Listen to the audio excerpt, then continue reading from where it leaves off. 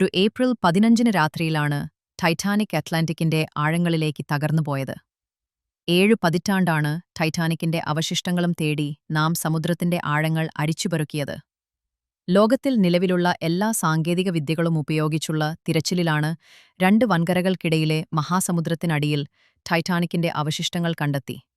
കേരളത്തിനുമുണ്ടായിരുന്നു ഒരു ടൈറ്റാനിക്, കേരളത്തിന്റെ സ്വന്തം കപ്പലായ എം.വി. കൈരളി.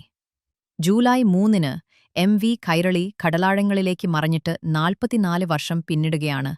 കേരളത്തിന്റെ സ്വന്തം കപ്പലും ക്യാപ്റ്റനും 50 ജീവനക്കാരും ആഴക്കടലിൽ അപ്രത്യക്ഷരായി വർഷങ്ങൾ പിന്നിടുമ്പോഴും കേരളത്തിന്റെ സ്വന്തം കൈരളിക്ക് എന്ത് സംഭവിച്ചുവെന്ന് സൂചന പോലുമില്ല. കേരളത്തിന്റെയല്ല, ഇന്ത്യയുടെ തന്നെ ചരിത്രത്തിലെ ഏറ്റവും ദുരൂഹമായ കപ്പൽ യാത്രയായിരുന്നു എം.വി. കൈരളിയുടേത്. ഒരു എണ്ണപ്പാട പോലും ബാക്കിവെക്കാതെയാണ് കൈരളി അറബിക്കടലിൽ അപ്രത്യക്ഷമായത്. നോർവേയിൽ നിർമ്മിച്ച സാഗസോർഡ് എന്ന കപ്പലാണ് പിന്നീട് എം.വി. കൈരളി എന്ന കേരളത്തിന്റെ സ്വന്തം കപ്പലായത്.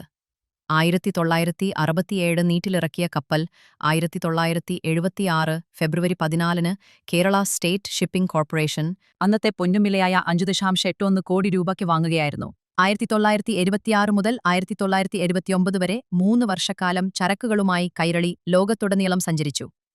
1979 ജൂൺ 30-ന് മർമഗോവയിൽ നിന്ന് 20,538 ടൺ ഇരുമ്പയിരുമായി കിഴക്കൻ ജർമ്മനിയിലെ റോസ്റ്റോക്കിലേക്കായിരുന്നു കൈരളിയുടെ അവസാനത്തെ യാത്ര.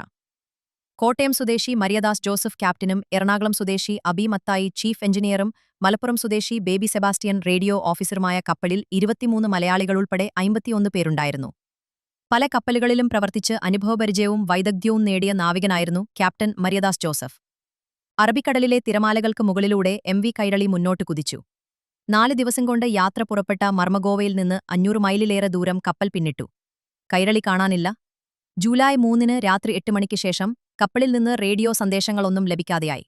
എഞ്ചിൻ മുറിയിൽ ഒരു ബോയിലർ ഫീഡ് പൈപ്പ് പൊട്ടിപ്പോയെന്നും താൽക്കാലികമായി റിപ്പയർ ചെയ്തെന്നുമാണ് ക്യാപ്റ്റൻ മരിയദാസ് ജോസഫ് കപ്പലിൽ നിന്ന് അയച്ച അവസാന സന്ദേശം.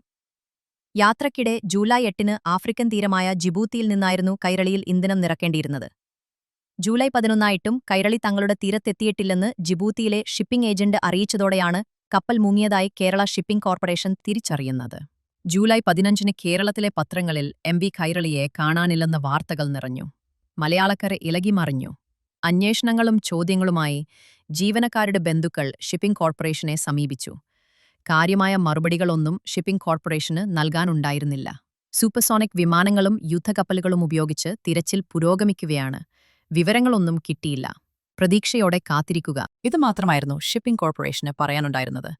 എന്നാൽ കപ്പൽ അപ്രത്യക്ഷമായി 12 ദിവസങ്ങൾക്ക് ശേഷമാണ് തിരച്ചിൽ ആരംഭിച്ചത് എന്നതുൾപ്പെടെയുള്ള ആരോപണങ്ങൾ ഉയർന്നു.